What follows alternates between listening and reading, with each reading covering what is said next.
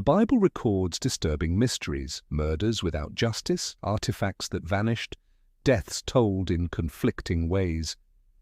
These accounts remain unresolved, studied for centuries. In this documentary, we examine 10 of the most known biblical cold cases, presenting context, evidence, and unanswered questions directly from authentic, verified sources. The Murder of Abel, Genesis 4:1-16. Background. The story of Cain and Abel appears early in Genesis, immediately after Adam and Eve's expulsion from Eden. Cain is described as a worker of the soil, a farmer. Abel, his younger brother, is a keeper of flocks, a shepherd. Both brothers brought offerings to God. Abel offered the firstborn of his flock, while Cain offered produce from the ground. The text records that God looked with favor on Abel's offering, but did not accept Cain's. No explanation is given in the passage about why Abel's gift was accepted and Cain's rejected. This omission has fueled centuries of debate. Some scholars note later biblical patterns where offerings involving blood sacrifice carried deep symbolic meaning. Others emphasize the heart or attitude behind the offering, but the text itself does not explain. The event Genesis 4:8 records the murder in stark terms. Cain said to Abel, "Let us go out into the field." While there, Cain attacked his brother and killed him. This is the Bible's first murder, committed within the first family of humanity. The account is brief. It does not describe the method, weapon, or specific motive beyond the anger Cain felt from rejection. Yet it emphasizes the intentional act. Cain lured Abel away and killed him in an isolated place. God's confrontation. Afterward, God asked Cain, "Where is Abel your brother?" Cain replied with the well-known line, "I do not know. Am I my brother's keeper?" God responded that Abel's blood was crying out from the ground. The imagery is striking, blood itself testifying against the murderer. God pronounced a curse. The ground would no longer yield fruit for Cain, and he would become a restless wanderer. Cain protested that the punishment was too great, fearing that others would kill him. God then placed a protective mark on Cain, declaring that anyone who killed him would suffer sevenfold vengeance. The unresolved elements. Several disturbing details make this event feel like a cold case. Lack of justice by human hands. Unlike later laws requiring punishment for murder, Cain was not executed. Instead, he was exiled, yet protected. His victim's blood cried out, but no human judgment was carried out. Ambiguity in God's preference. The text never explains clearly why Abel's offering was accepted and Cain's was not. This unresolved point lies at the heart of the conflict. Cain's descendants, Genesis, briefly traces Cain's line, builders, musicians, and metalworkers, before the genealogy fades. Later, biblical history never records their fate. Abel, by contrast, leaves no descendants at all, silenced with his life. The mark of Cain. The passage says, God placed a mark on Cain but does not describe it. Interpretations have varied wildly through history. The text leaves this detail undefined. Historical and theological notes. First act of violence. Abel's murder marks the first recorded death in Scripture. The first death is not natural, it is violent, intentional, and fraternal. Pattern of jealousy. Biblical literature later echoes Cain's jealousy and its destructive power. 1 John 3:12 explicitly recalls the story, stating that Cain killed Abel because his works were evil and his brothers righteous. Early justice framework. Later, Hebrew law, such as in Numbers and Deuteronomy, set strict measures for murder. The Cain and Abel account predates these, leaving the crime unpunished by human means. Cultural echoes. The phrase, "Am I my brother's keeper?" remains one of the most quoted lines in literature, politics, and social commentary. Cold case framing. When treated like a cold case, the murder of Abel leaves critical, unanswered questions. Why did God accept one offering and not the other? Why was Cain spared execution? What became of Abel's legacy, and why was his voice silenced so early? What was the nature of the mysterious mark? Abel is remembered in Hebrews 11:4 as a man of faith whose sacrifice still speaks. Yet the manner of his death and the absence of earthly justice make this one of the most haunting, unresolved cases in biblical history. The Nephilim Mystery, Genesis 6:1-4 background. The Nephilim appear in one of the most mysterious passages of Genesis, only 4 verses long, yet powerful enough to spark centuries of debate. The text says, "When human beings began to increase in number on the earth, and daughters were born to them, the sons of God saw that the daughters of humans were beautiful, and they married any of them they chose. Then the Lord said, 'My spirit will not contend with humans forever, for they are mortal. Their days will be 120 years. The Nephilim were on the earth in those days, and also afterward, when the sons of God went to the daughters of humans and had children by them. They were the heroes of old, men of renown." This short description, said immediately before the story of Noah's flood, introduces a group whose identity remains unclear. The characters in the text, sons of God. The passage says these beings took human wives. The Hebrew phrase is B'nai ha-Elohim, literally sons of God. Interpretations differ. Daughters of men, ordinary human women. The Nephilim, their offspring, described as heroes of old, men of renown. The word Nephilim comes from a root meaning fallen. The text provides no genealogy, lifespan, or further narrative about them. Later mentions the Nephilim are mentioned again in Numbers 13:33, when Israelite spies reported seeing giants in Canaan. We seemed like grasshoppers in our own eyes, and we looked the same to them.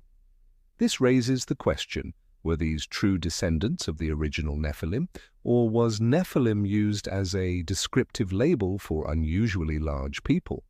Interpretations within scripture and tradition. Because the text itself is sparse, interpretations have been debated for centuries. The 3 most common within Jewish and Christian traditions are: fallen angels view ancient Jewish texts, like the Book of Enoch, not part of the biblical canon, describe angels descending, marrying human women and producing giants. This view influenced some early Christian thinkers but is not confirmed in canonical scripture. Royal or ruler view. Some scholars see sons of God as ancient kings or rulers who took wives by force, producing corrupt dynasties. This interpretation ties the passage to human abuse of power rather than angelic beings. Line of Seth view. A long-standing Christian interpretation identifies sons of God with the godly line of Seth and daughters of men with the ungodly line of Cain. This sees the Nephilim as symbolic of the corruption of humanity before the flood. The unresolved details. What exactly were the Nephilim? The Bible never defines them beyond mighty men of old. Why are they linked with the flood? Their presence is noted just before God declares judgment, but no role is described. Why do they appear afterward in Numbers?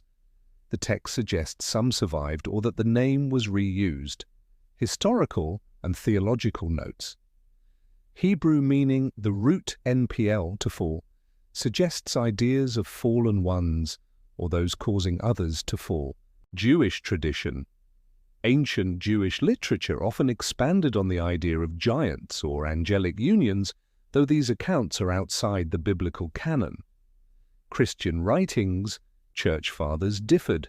Some accepted the angelic view, others rejected it as inconsistent with New Testament teaching about angels not marrying.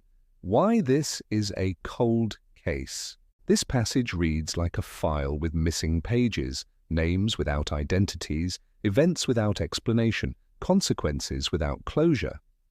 Unlike Abel's murder, there is no crime scene, no victim, and no resolution, only a passing reference to figures who vanish into silence. The case remains open because the Bible never states who the Nephilim truly were. No evidence of their fate is recorded after the flood. Later references use the name ambiguously, blurring history with legend. Impact on later culture. Despite only 4 verses in Genesis, the Nephilim became a source of fascination in literature, folklore, and theology. The mystery of giants inspired countless retellings, but the authentic biblical text stays brief, giving no definitive answers. Summary: the Nephilim remain one of Scripture's darkest puzzles. They appear suddenly tied to the corruption of the earth, then disappear without explanation. Were they angelic hybrids, powerful rulers, or simply a term for violent men? The Bible does not say. Their story remains one of the most enduring biblical cold cases. The Missing Ark of the Covenant, to Chronicles 35:3, Jeremiah 3:16. Background: the Ark of the Covenant was Israel's most sacred object. Built at Mount Sinai according to God's instructions, it was made of acacia wood, overlaid with gold, and topped with the mercy seat. Inside were the stone tablets of the 10 Commandments, Aaron's staff that budded, and a jar of manna. The ark symbolized God's presence among his people. It led Israel through the wilderness, parted the Jordan River, and went before them in battle. It was kept in the tabernacle and later placed in the innermost chamber of Solomon's temple in Jerusalem.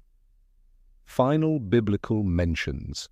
The ark is last directly referenced in the Old Testament during the reign of King Josiah, Tit Chronicles 35:3. Soon afterward, Babylon invaded Jerusalem, destroyed the temple in 586 BCE, and carried treasures into exile. Yet the ark is not listed among the spoils. The prophet Jeremiah also spoke of a future time when people would no longer talk about the Ark of the Covenant of the Lord, Jeremiah 3:16, but he did not describe what became of it. The disappearance. When the Babylonians destroyed Jerusalem, they recorded many temple items in their inventories, but the Ark is absent from their records. After this point, the Bible never mentions it again. Neither the books of Ezra and Nehemiah, which describe the return from exile and rebuilding of the temple, nor any later biblical texts record its presence. The unresolved details. When was it last seen? Scripture places the ark in the first temple, but it is not mentioned during the conquest of Jerusalem. Who had control of it? There are no records of priests or kings hiding or moving it before the Babylonian attack. Where did it go? The Bible leaves no explanation, no recovery, and no destruction account.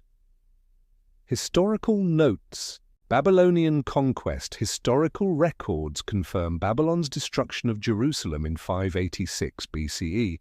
Many sacred vessels were carried off, but no reference to the ark is found. Second Temple period. When the Second Temple was rebuilt under Zerubbabel, there is no mention of the ark being replaced. The most holy place stood empty, with only a stone marking the location where the ark once stood. Josephus. The first-century Jewish historian Josephus, who described temple treasures in detail, made no mention of the ark being present in the Second Temple. Later, traditions Ethiopian claim, the Ethiopian Orthodox Church maintains a long-standing tradition that the ark was brought to Ethiopia, where it remains today in Aksum, hidden before exile. Some Jewish traditions hold that Jeremiah or temple priests hid the ark in a cave or underground chamber before the Babylonians arrived, destroyed. Another possibility is that it was destroyed during the temple's fall, though Scripture does not state this. These accounts, however, are later traditions, not part of the biblical record. Theological notes. Presence of God. With the ark gone, worship in Israel shifted. Sacrifices and prayers continued without it, suggesting God's presence was not bound to one object. Symbol of covenant. The disappearance reinforced Jeremiah's prophecy that one day the Ark would no longer define Israel's relationship with God. Why this is a cold case. The Ark's fate remains one of the greatest biblical mysteries. Last confirmed location, Solomon's Temple. No destruction or capture recorded, no recovery mentioned after the exile. Like an object missing from an evidence room, its disappearance is left unresolved in Scripture. Impact and legacy. The Ark's absence has inspired centuries of searching, speculation, and storytelling. Yet within the Bible itself, its disappearance is abrupt and final. What was once Israel's holiest possession became one of history's most enduring missing cases. Summary. The Ark of the Covenant, once central to Israel's faith, vanished without explanation. The Bible offers no closure, no capture, no destruction, no recovery. Its disappearance remains one of the most disturbing cold cases in Scripture. The loss of a sacred object that symbolized God's covenant presence. The murder of Zechariah, 2 Chronicles 24:20-22, Matthew 23:35. Background. Zechariah, son of the priest Jehoiada, lived during the reign of King Joash of Judah. His father had played a crucial role in preserving Joash's life when the young king was hidden from Queen Athaliah, who had tried to wipe out the royal family.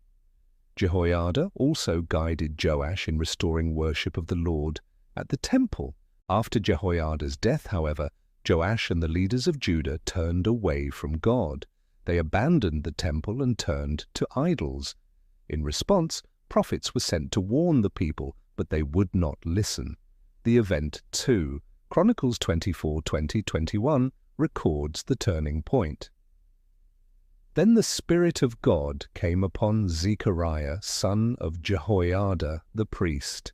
He stood before the people and said, "This is what God says. Why do you disobey the Lord's commands? You will not prosper, because you have forsaken the Lord. He has forsaken you."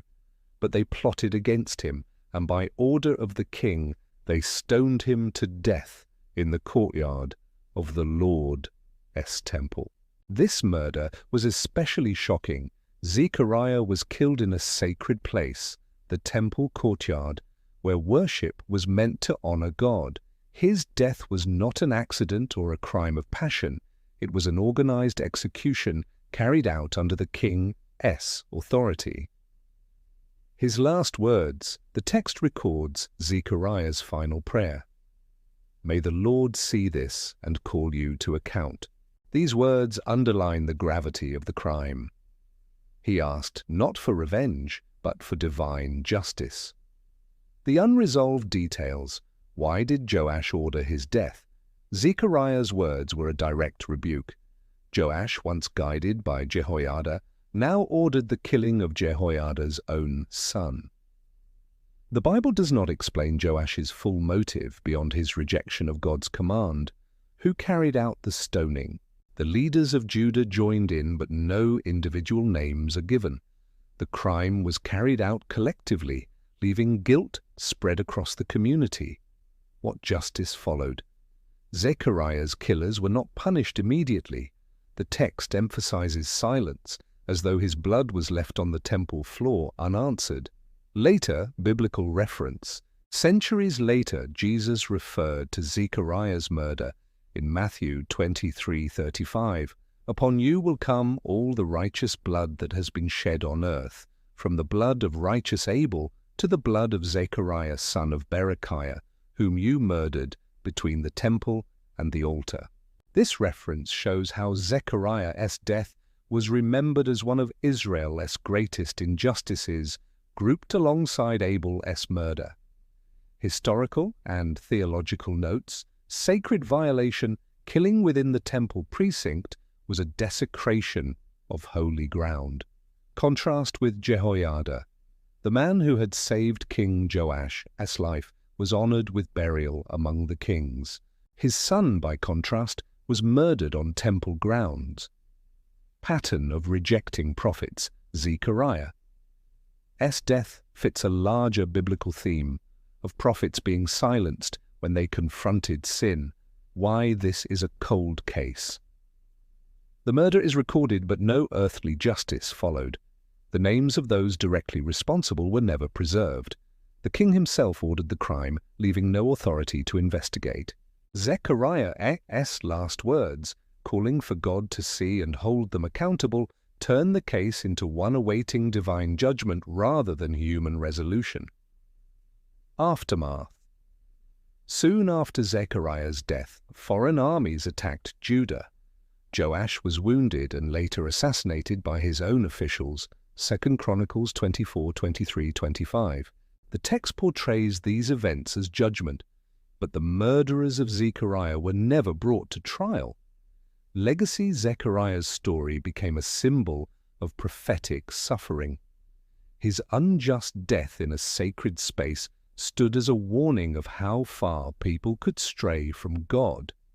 In Jewish and Christian memory, he represents the silenced prophet whose blood cried out for justice. Summary: the murder of Zechariah was a deliberate execution carried out in the heart of the temple. It combined betrayal, desecration, and silence. No investigation, no punishment, no closure. Remembered by Jesus as one of the most unjust killings in Israel's history, it remains a biblical cold case, left unresolved on earth but awaiting God's judgment. The death of Samson, Judges 16:25-31. Background. Samson is one of the most famous judges of Israel. His birth was announced by an angel, and he was dedicated as a Nazirite from birth. Nazirites took vows that included abstaining from wine, avoiding ritual impurity, and never cutting their hair. Samson's extraordinary strength came as part of this vow, tied symbolically to his uncut hair. Throughout his life, Samson fought against the Philistines, Israel's longtime enemies. He tore a lion apart with his bare hands, struck down 1,000 men with the jawbone of a donkey, and pulled city gates from their foundations. Yet his story is also marked by personal weakness, especially his relationships with Philistine women. The event. Judges 16 recounts Samson's downfall. He fell in love with Delilah, who was bribed by the Philistine rulers to discover the source of his strength. After several failed attempts, she finally succeeded when Samson revealed that his strength was tied to his Nazirite hair. As he slept, she had his hair cut. The Philistines captured Samson, gouged out his eyes, and bound him in bronze shackles. He was forced to grind grain in prison, a humiliating task usually done by animals. Later, during a festival in honor of their god Dagon, the Philistine rulers brought Samson out to entertain the crowd. Blind and weakened, he was placed between the central pillars of the temple. Samson prayed, "Sovereign Lord, remember me. Please, God, strengthen me just once more, and let me with one blow get revenge on the Philistines for my 2 eyes." He braced himself against the pillars, pushed with all his strength, and the temple collapsed, killing himself and thousands of Philistines. The unresolved details. Was his final act a victory or a tragedy? Samson is listed in Hebrews 11 as a man of faith, yet his final prayer focused on revenge rather than deliverance for Israel. Was this suicide or martyrdom? Samson deliberately brought about his own death. The Bible portrays it as an act of judgment against the Philistines, but the moral category is left unaddressed. What happened to his body? Judges records that his family retrieved his body and buried him, but the aftermath for Israel is not described. His death ended his leadership abruptly. Historical and theological notes. Philistine temple. Archaeological evidence shows that Philistine temples often used 2 central pillars supporting the roof. Samson's act, though extraordinary, fits known architectural design. Nazirite vow. Samson's strength was not magic tied to his hair, but represented his dedication to God. His downfall showed the consequence of breaking that vow. Cycle of Judges. Samson's story fits the repeated cycle in Judges. Israel sins, enemies oppress, God raises a deliverer, and the cycle ends with failure. Why this is a cold case. Samson's death leaves unresolved questions that read like an incomplete file. Was he a hero or a failed leader? Did his prayer for vengeance reflect faith or bitterness? Did his sacrifice change Israel's condition, or did it simply end his own struggle? Unlike later leaders, Samson left no recorded reforms, no army, no dynasty, only a dramatic final act. Aftermath. The text says, "Thus he killed many more when he died than while he lived." Yet it does not record Israel's response. There is no mention of liberation, no national revival, no follow-up victory. Samson's story ends at his tomb. Legacy. In faith, traditions. Samson is remembered as both a flawed man and a figure of strength. His name appears in Hebrews among those who acted by faith. In culture, his story has been retold countless times in literature, art, and music, often emphasizing the paradox of strength and weakness.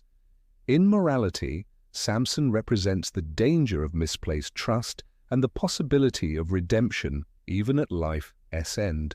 Summary. Samson's final act brought down a Philistine temple and ended his own life.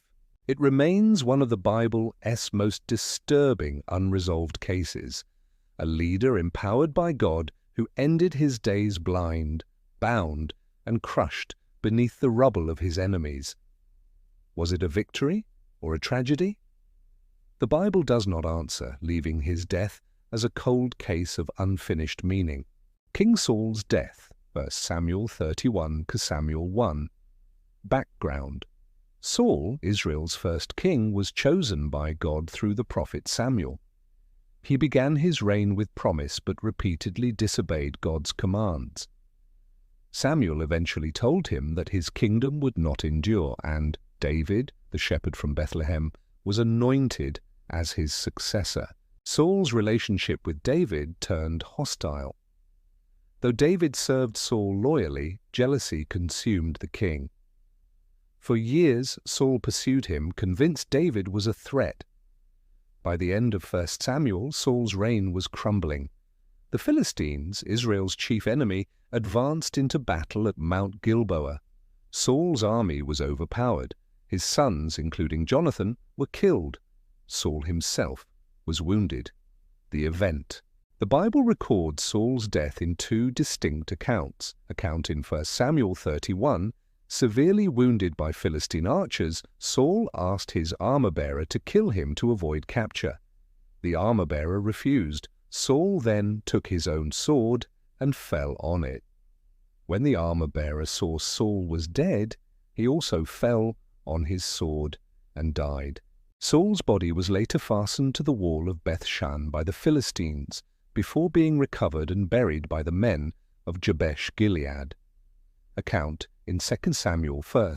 Shortly afterward, an Amalekite messenger came to David claiming he had killed Saul at the king's request. According to this version, Saul, mortally wounded, begged the Amalekite to finish him off. The man said he complied, took Saul's crown and armlet, and delivered them to David. David, however, condemned the Amalekite's action and ordered him executed. The contradiction. The two accounts differ in key details. Did Saul die by suicide, falling on his own sword, or did the Amalekite kill him? If the Amalekite lied, why did he possess Saul's crown and bracelet? Why are the narratives preserved side by side without resolution? The unresolved details. Cause of death. Both accounts agree Saul was critically wounded. The manner of his death, however, is disputed. Suicide and assisted killing are presented in parallel. The Amalekite's motive, if he lied, he may have hoped to gain David's favor by claiming to have ended Saul's life. Yet his possession of Saul's royal items adds weight to his story. Why preserve both versions? Ancient records often eliminated contradictions, but the biblical text retains both. This suggests the tension was intentional, highlighting the complexity of Saul's end. Historical and theological notes. Suicide in Israelite tradition. Suicide was rare in biblical accounts and often associated with despair in battle. See also Ahithophel in 2 Samuel 17. Saul's act of suicide reflected both desperation and refusal to be humiliated by the Philistines. David's perspective. By including the Amalekite story, the narrative underscores David's innocence. He did not kill Saul, nor did he approve of Saul's death. Instead, he mourned Saul and Jonathan publicly.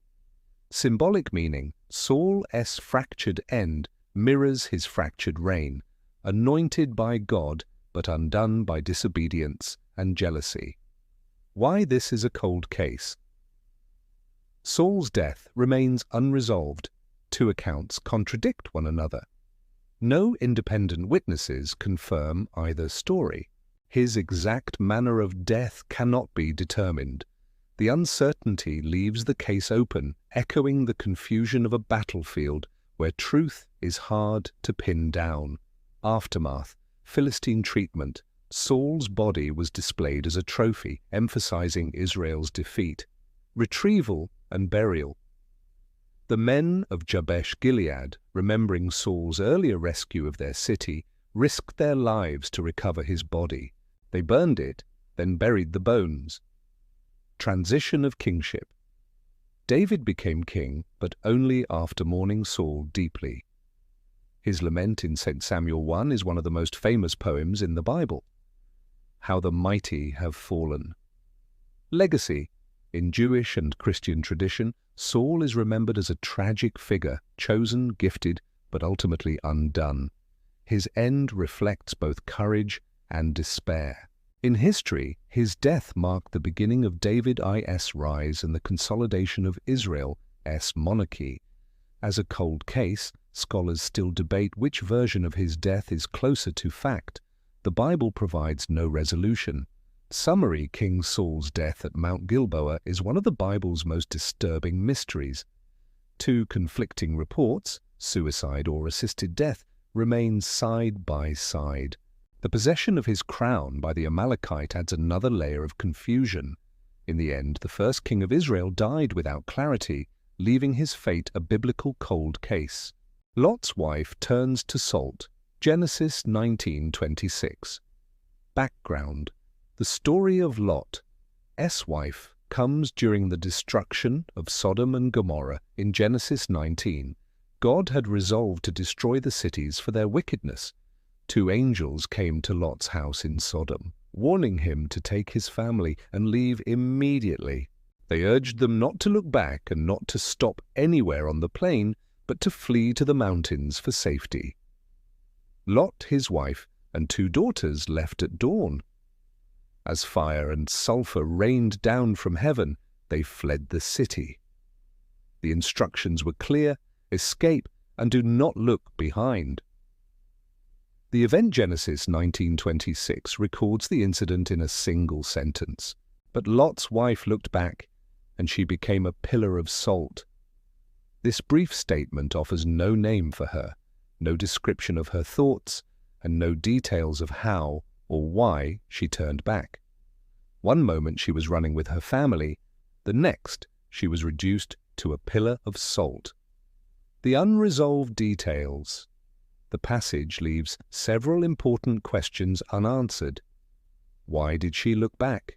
The text does not say. Some interpreters suggest she hesitated out of longing for her home or possessions. Others note that her action directly disobeyed the angelic command. But the narrative itself does not explain. How did the transformation occur? The account offers no mechanism. It simply records that she became a pillar of salt. Where is the pillar? Tradition places it in the region around the Dead Sea, an area rich in salt formations.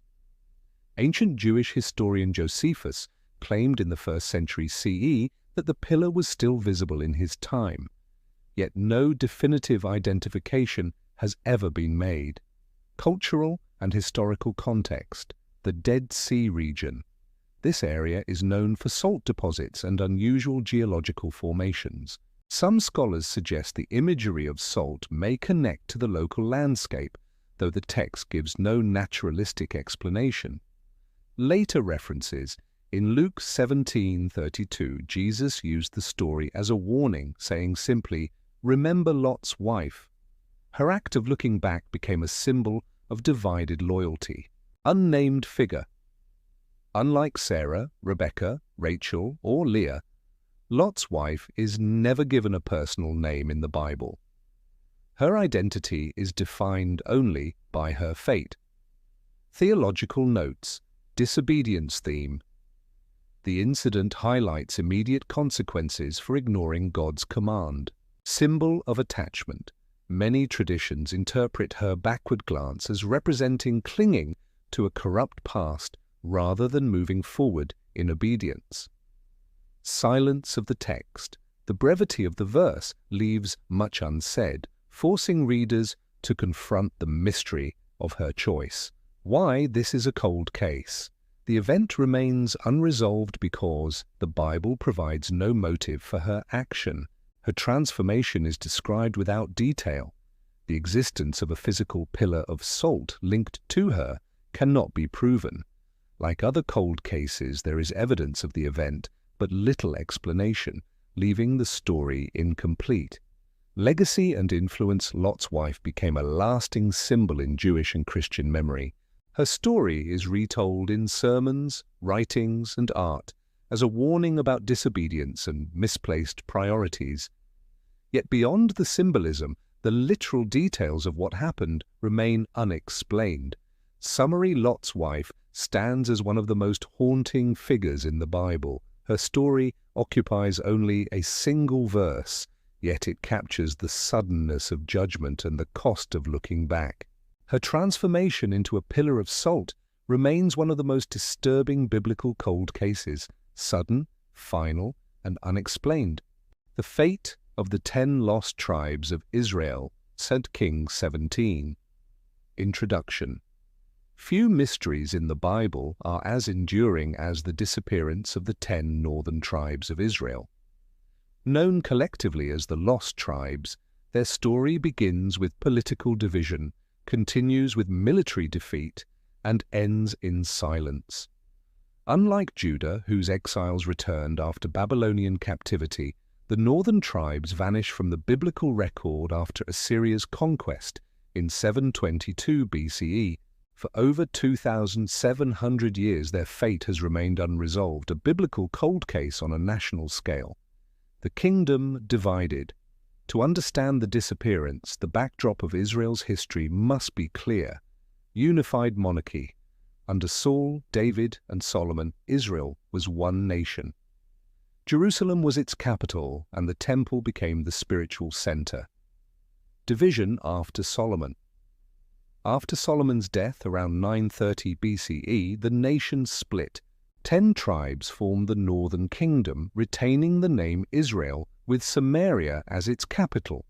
The southern kingdom, called Judah, consisted mainly of Judah and Benjamin, with Jerusalem as its center. Religious break. Jeroboam, the first king of the north, established golden calves at Bethel and Dan to prevent people from going to Jerusalem for worship. This act set a pattern of idolatry that marked northern Israel's history. Prophets such as Elijah, Elisha, Amos, and Hosea repeatedly called the north back to covenant faithfulness. Their warnings, however, went largely unheeded.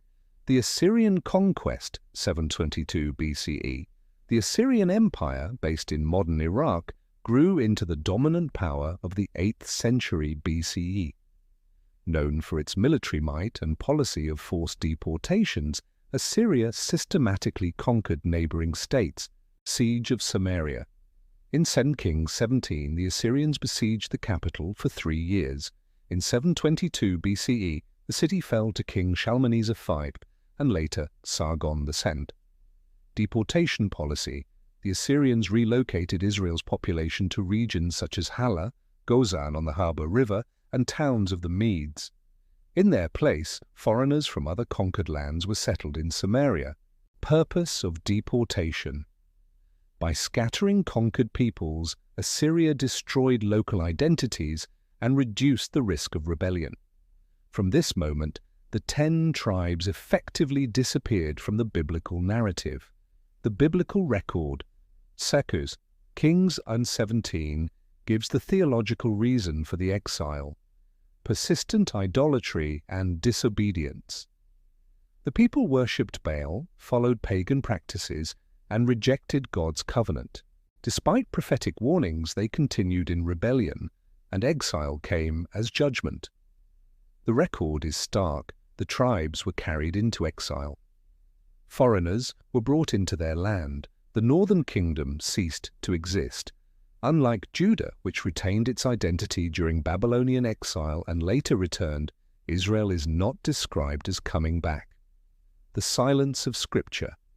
After 2 Kings 17, the northern tribes fade into silence. Books describing the return from Babylon, Ezra, Nehemiah, and later prophetic texts focus exclusively on Judah, Benjamin, and Levites. The 10 tribes are absent. This silence is striking. A nation that once held the majority of Israel's population simply vanishes. No genealogies are preserved, no leaders are named, and no restoration is recorded. Theological perspective. Theologically, the disappearance was seen as covenant judgment. Broken covenant. Israel abandoned God, so God allowed their removal. Prophetic pattern. Hosea named his children with symbolic names: Lo Ami, not my people, and Lo Ruhama, not pitied, representing God's withdrawal of mercy. Future hope.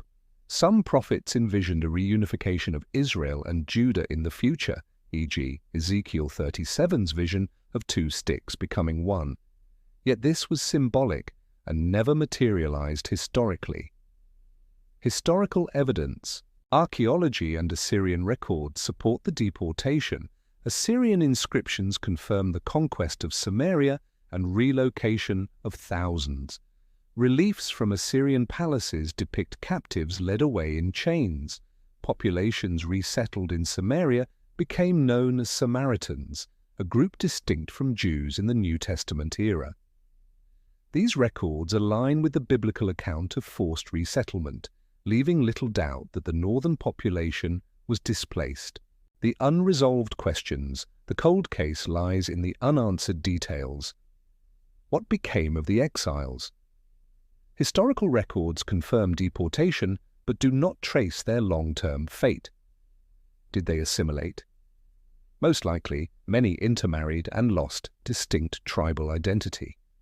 But without specific records, the question remains: why no return? Judah's exiles returned under Persian rule, but Israel's tribes never did.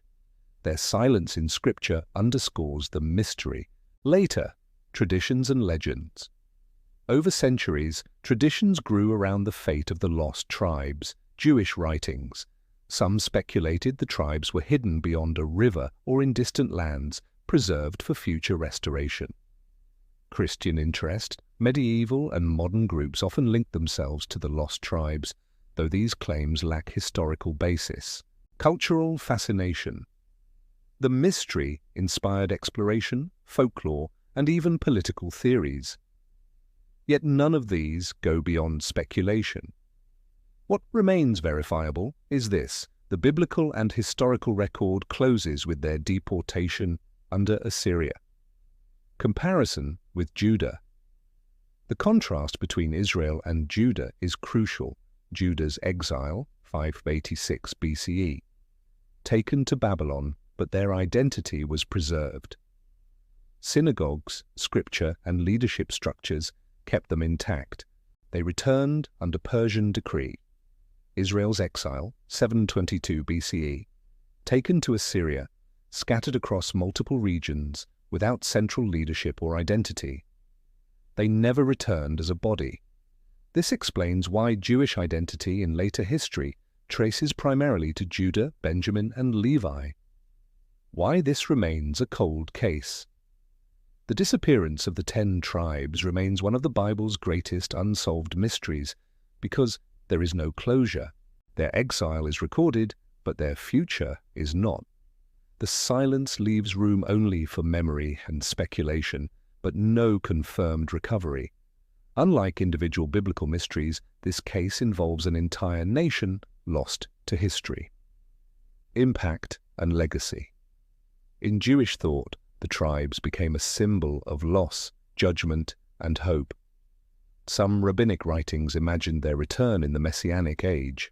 In Christian tradition, the lost tribes are sometimes connected to spiritual themes of scattering and gathering. In culture, the phrase lost tribes has entered common language, symbolizing vanished peoples or unresolved disappearances.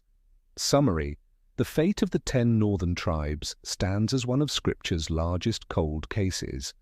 Conquered by Assyria, deported across the empire, and never recorded again, they disappeared from biblical and historical memory. Unlike Judah, which returned from Babylon, the northern tribes left no second act. Their story closes with exile and silence, an entire nation lost, leaving history's files unfinished. Judas Iscariot's death. The Matthew 27:5, Acts 1:18 introduction. Few figures in the Bible provoke as much controversy as Judas Iscariot, one of the 12 disciples of Jesus. Known for betraying his teacher for 30 pieces of silver, Judas's name has become synonymous with treachery. Yet even more unsettling than his betrayal is the unresolved mystery of his death. 2 distinct biblical accounts describe how he died, and they do not align. One speaks of hanging, the other describes a gruesome fall. Both preserve a sense of judgment, but neither provides full closure. The contradiction leaves the death of Judas as one of Scripture's most disturbing cold cases. Judas, in context chosen disciple, Judas was selected by Jesus as one of the 12. He traveled with him, witnessed miracles, and was entrusted with the group's finances. Role as treasurer. The Gospel of John notes Judas kept the money bag and sometimes stole from it. John 12:6. The betrayal. Judas agreed with the chief priests to betray Jesus for 30 pieces of silver. Matthew 26:14-16. During the Last Supper, Jesus identified him as the betrayer. That night, Judas led soldiers to arrest Jesus in Gethsemane, greeting him with a kiss. This background sets the stage for his grim end. Account 1, hanging, Matthew 27:3-10. Matthew records that after Judas saw Jesus condemned, he was seized with remorse. He returned the 30 silver coins to the chief priests, saying, "I have sinned, for I have betrayed innocent blood." The priests dismissed him, telling him it was his responsibility. Judas threw the money into the temple and went away. Then, Matthew writes, he went and hanged himself.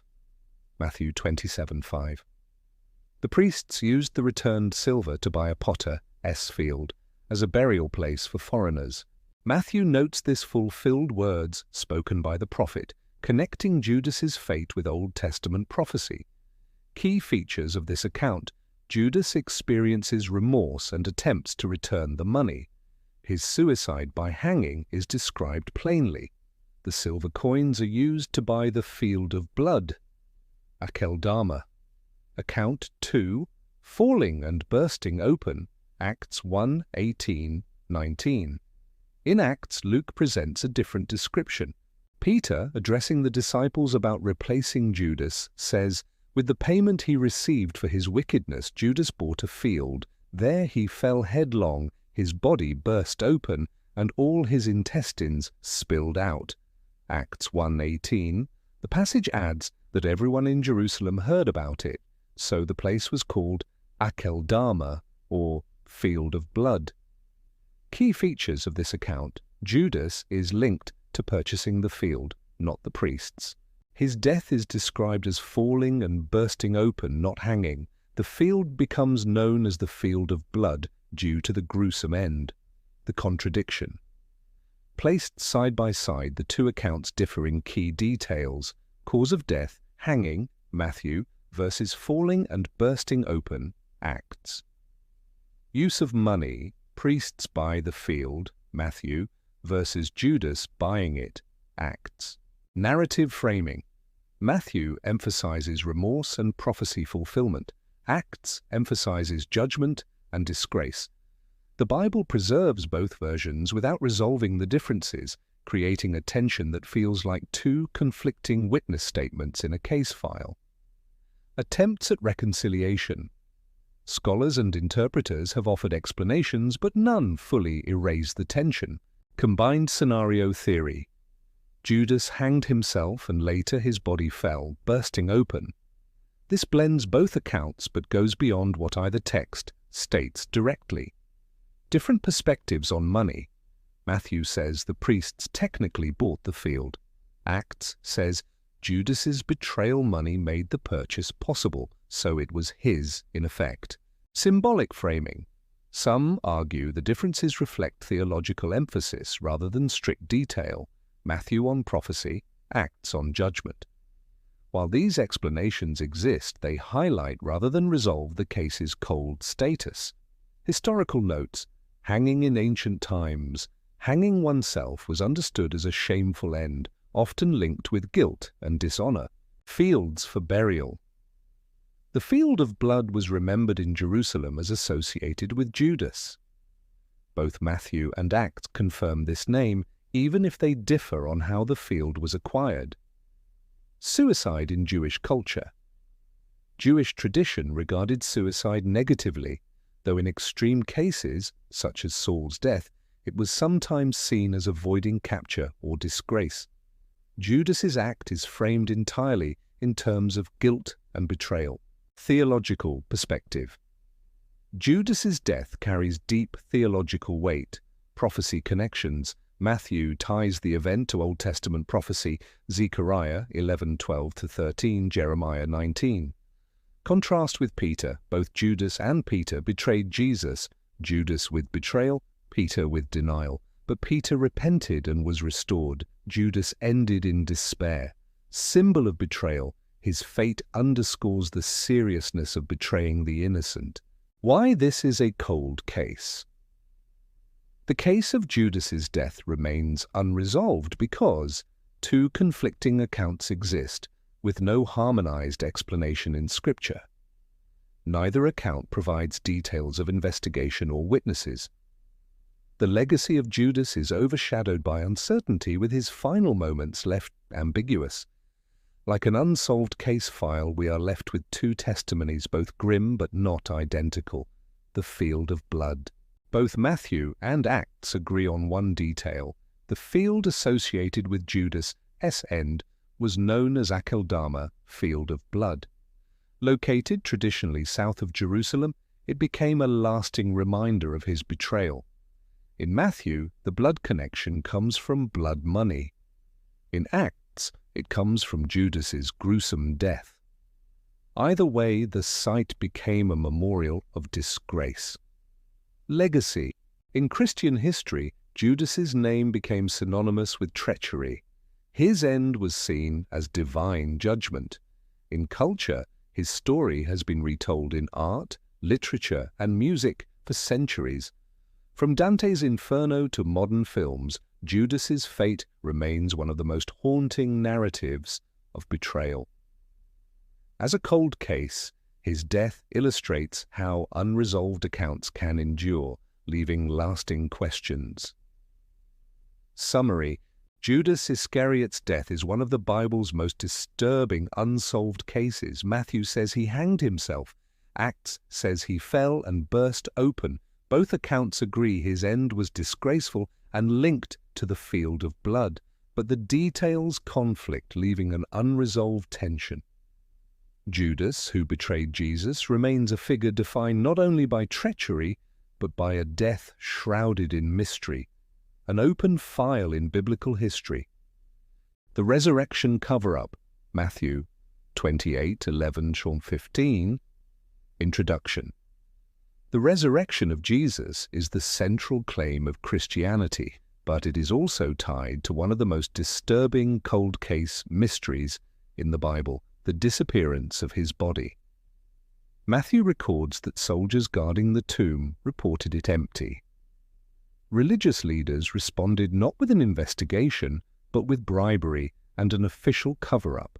This deliberate attempt to rewrite events left behind conflicting testimonies, unresolved questions, and a mystery that has echoed for 2,000 years. The setting, Jesus' burial. After Jesus was crucified, Joseph of Arimathea, a respected member of the Jewish council, placed his body in a new rock-cut tomb. A large stone was rolled in front of the entrance. According to Matthew 27:62-66, the chief priests and Pharisees went to Pilate, requesting a guard be posted to prevent disciples from stealing the body. Pilate granted the request and soldiers secured the tomb, sealing the stone and setting watch. This detail is important. Roman soldiers representing imperial authority were responsible for keeping the tomb secure. The event, the empty tomb. Matthew 28:1-10 describes the morning discovery. Women followers came to the tomb and found the stone rolled away. An angel announced that Jesus had risen. The women left to tell the disciples. Meanwhile, the guards, who had witnessed the events, went into the city. Matthew 28:11 picks up here. While the women were on their way, some of the guards went into the city and reported to the chief priests everything that had happened. Instead of relief or investigation, the leaders moved to suppress the story. The cover-up. Matthew 28:12-15 records the leaders' response. The chief priests and elders met to discuss the guards' report. They decided to give the soldiers a large sum of money. They instructed the soldiers to say, "His disciples came during the night and stole him away while we were asleep." They promised to protect the soldiers from punishment if the governor heard about it. The passage concludes, "So the soldiers took the money and did as they were instructed." And this story has been widely circulated among the Jews to this very day. Matthew, writing decades later, notes that the false report remained active in circulation. The unresolved details. Several aspects of this account raise questions that make it feel like a cold case. Why bribe soldiers rather than investigate? If the leaders believed the disciples stole the body, a proper search or trial could have been launched. Instead, bribery became the solution. Why would soldiers admit to sleeping? Roman discipline was strict. Falling asleep on duty could mean execution. For them to publicly confess suggests pressure from higher authorities. Who heard their testimony? Matthew records the bribery, but other Gospels do not mention it. The account represents one witness stream among several. Historical context. Roman guards. Historical sources confirm that Roman soldiers faced severe punishment for failing at guard duty. This heightens the implausibility of the sleeping explanation. Jewish leadership. The priests feared Jesus' influence even after his death. The idea of his resurrection threatened their authority and could provoke unrest. Spread of Christianity. By the time Matthew wrote his Gospel, Christian claims of resurrection were spreading rapidly, and Jewish counterclaims were circulating. The stolen body story functioned as a competing explanation. Theological notes. Resurrection claim: the resurrection is presented as divine vindication of Jesus. Attempts to suppress it highlight the resistance of human authorities. Contrast of witnesses. Women, considered unreliable in ancient courts, are recorded as the first witnesses. Soldiers, trained observers, are bribed into silence. Truth versus falsehood. Matthew portrays the resurrection story as authentic, the stolen body story as fabrication. Why this is a cold case. The disappearance of Jesus' body remains unresolved outside of faith. The evidence is conflicting. Followers testified to an empty tomb and resurrection appearances. Opponents spread the story of theft, backed by bribed guards. No neutral investigation was recorded. As with other biblical cold cases, the file remains open because human testimony is divided and no closure is given from an external source. The The field of dispute. Early Christian and Jewish sources confirm the dispute over the empty tomb continued for generations. Church fathers in the 2nd and 3rd centuries referenced Jewish claims that disciples stole the body.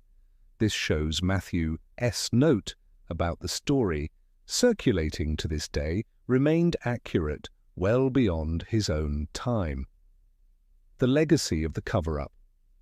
In Christian memory, the cover-up is seen as evidence of truth suppressed by corrupt power. The very act of bribery demonstrates desperation. In Jewish tradition, the story of theft provided an alternative explanation, preserving skepticism. In history, the disappearance of Jesus' body has never been resolved outside the framework of faith, making it one of the most debated mysteries in ancient history. Why it disturbs. Unlike other biblical cold cases, murders, vanishings, or disappearances, the resurrection cover-up involves direct manipulation of evidence. Soldiers were paid to lie, leaders colluded to bury the truth. The event reads like a case where witnesses are silenced, records destroyed, and justice denied. It is not only an unresolved disappearance, but also an intentional distortion of testimony. Summary.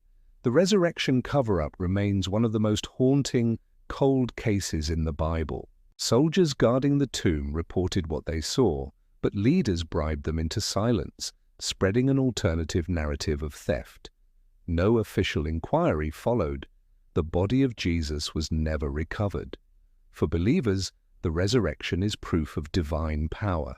For skeptics, the conflicting testimonies remain unresolved. For historians, the file remains open, an empty tomb, bribed guards, and a story that shaped the course of history.